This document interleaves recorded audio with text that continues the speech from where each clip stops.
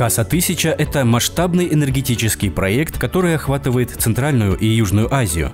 Высоковольтная линия электропередачи пройдет через 4 государства – Кыргызстан, Таджикистан, Афганистан и Пакистан. В рамках проекта будет построено 1400 километров ЛЭП и 2 преобразовательные подстанции. Проект оценивается более чем в $1 миллиард США.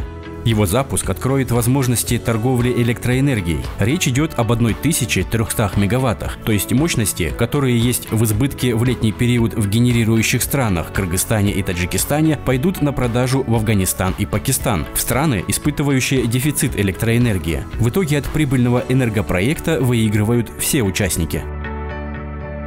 Началу реализации проекта предшествовали годы переговоров, согласований, экономических расчетов и создания технической документации. Первый документ – меморандум о взаимопонимании по развитию Центрально- и Южноазиатского регионального электроэнергетического рынка, подписан еще в 2007 году в Кабуле. Технико-экономическое обоснование проекта готовилось до 2011 года. В 2021 началось активное строительство.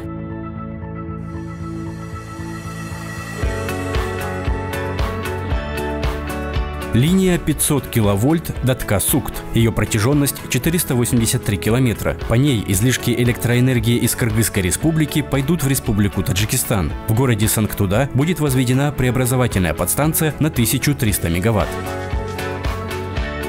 Между подстанциями в городе Ригар и Сангтуда будет построена 115-километровая линия электропередачи 500 киловольт. Далее линия тянется через весь Афганистан, перевал Саланг до города Кабул и выходит в Пакистан до города Наушера. Длина этого участка 750 километров.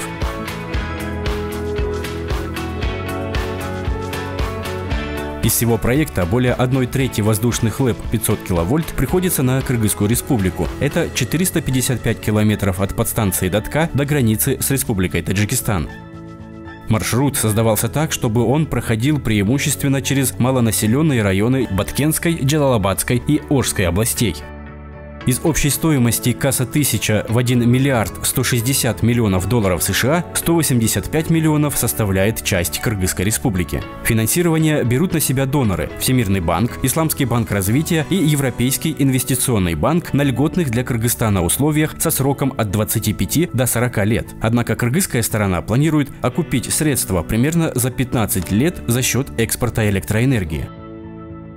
По расчетам, в Кыргызстане генерируются излишки электроэнергии в период с мая по сентябрь. Причем продавать электроэнергию Кыргызстан будет по установленным международным тарифам. Для своего же населения тарифы останутся внутренними. Специалисты также отмечают, что жители республики не столкнутся с дефицитом электроэнергии. Внутренний спрос остается на первом месте. Для этого подготовлен план поставок на 15 лет вперед. То есть при хорошем менеджменте в энергосекторе и вводе новых генерирующих мощностей больших и малых ГЭС, страна может быстро не просто окупить инвестиции, но и хорошо заработать. Ориентировочная выгода Кыргызской республики – около $80 миллионов от ежегодного экспорта. Это первый коммерчески выгодный проект в секторе энергетики за всю историю независимости республики. Он даст Кыргызстану хорошую возможность на обновление инфраструктуры энергетической отрасли. В Кыргызской республике ЛЭП пройдет рядом примерно с 25 населенными пунктами. Там, где линии невозможно провести в отдалении, будут переселяться местные жители, но НЭСК старается по максимуму избежать таких ситуаций. Определен коридор строительства в 90 метров. Это расстояние, безопасное для жизни и здоровья людей. Земельные участки вблизи и под ЛЭП можно без риска использовать для сельского хозяйства, разведения и выпаса скота, строительства социальной инфраструктуры, не нарушая нормы охранной зоны вблизи линий электропередачи. Местные сообщества, расположенные вдоль ЛЭП, будут получать отчисления в виде 0,1 цента с каждого экспортированного киловатт-часа. Это предусмотрено Генеральным соглашением стран-участниц Каса-1000 на развитие регионов. Кроме отчислений за киловатт-часы, предусмотрен отдельный проект поддержки местных сообществ. Он реализуется Агентством развития и инвестирования сообществ Кыргызской республики в сотрудничестве с фондом Агахана и охватывает 77 населенных пунктов, 36 аильных аймаков и 5 городов Баткенской, Джалалабадской и Ошской областей. Всего выделяется 11 миллионов долларов. Сумма будет распределяться по 3 направлениям: улучшение электроснабжения, улучшение социальной инфраструктуры, финансирование объектов, приносящих доход.